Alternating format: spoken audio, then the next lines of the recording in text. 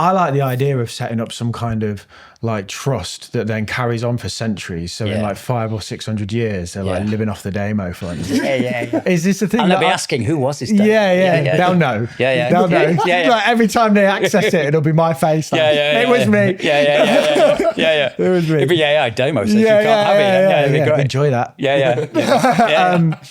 But are you here again? Is that a structure I can set up? You know, even if it's got like 10 quid in it. I'm just literally having the same conversation with my wife yesterday about, for our kids, the same thing, is that it's a legacy point, isn't it? Yeah, and then they can take 3% a year or 4% a year and it stays invested. Point your trustees. I mean, even better than that is you can set up in life and you become the trustee.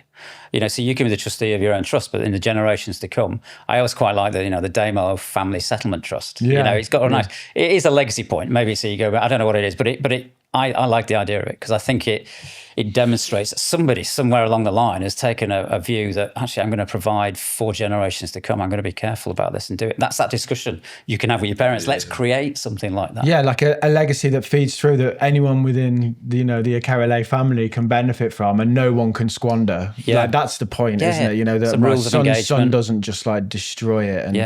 And, we were talking earlier about a fund.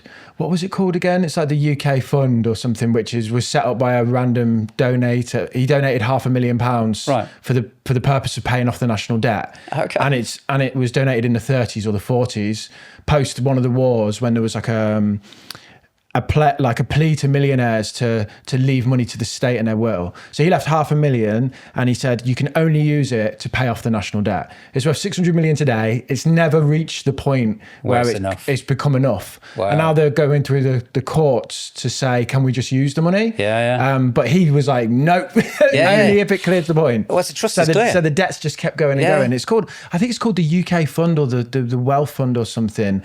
And it's like, it's a charity and what? Sorry, the National Fund. Look that up. Like it's fascinating, and they report all of what it does and its activities, and it's just building and building and building. I wonder if they lend against it. Yeah, they've got to be doing something with it. Yeah, you got to be watertight, haven't you? Because my son would figure out a back door to that. Right? He would be in there in a second. Excuse me. Miss Screws. You just get that. Yeah. And the hard thing, of course, is that time doesn't stand still, does it? No. So needs and it's just going to change over time. So it needs to move on. So settlements do get wound up eventually, but there's nothing to stop you. I think lifetime creating that kind of family discussion is a good idea because then you start talking about, don't pay it to me. Don't pay it direct to the kids. Pay it into that settlement trust because that's set up for them. And they'll like, your parents will like it as well. This idea of, if you're very clever, put it in their name. It's the so-and-so settlement trust. Yeah. So they get the kind of feeling and help that, I'm providing. And because it's true, they are providing. The boomers and the Gen Xers have got that opportunity to leave a legacy. As well. Leave a legacy. Because if you have like £1 million in assets, you can probably draw like 30 grand a year off that for a pretty long period of time. But you can be a beneficiary. You're not losing the right to take capital out. So you're not going to be in that situation where I put it all. It's not like universal wealth. You probably heard about universal wealth is a big scam scheme that they told everybody, put all your money into trust, your property, your own house into trust. It will shield it against everything, and of course it doesn't.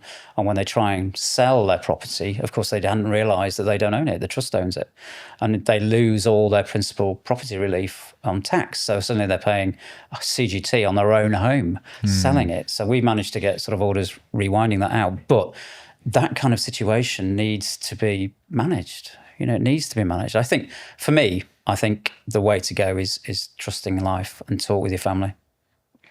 Even if you don't set it up, even if it doesn't happen, it's provoked a conversation that says, we as a family have talked about this. So it's not just about you giving to me. It's about planning for the future. Yeah, the plan for the family. Get yourself a will and try and have a conversation with the family about legacy and planning. Legacy. That was a clip from our full-length conversation with Martin Holdsworth, who specialises in inheritance disputes, and you can watch the full thing right here.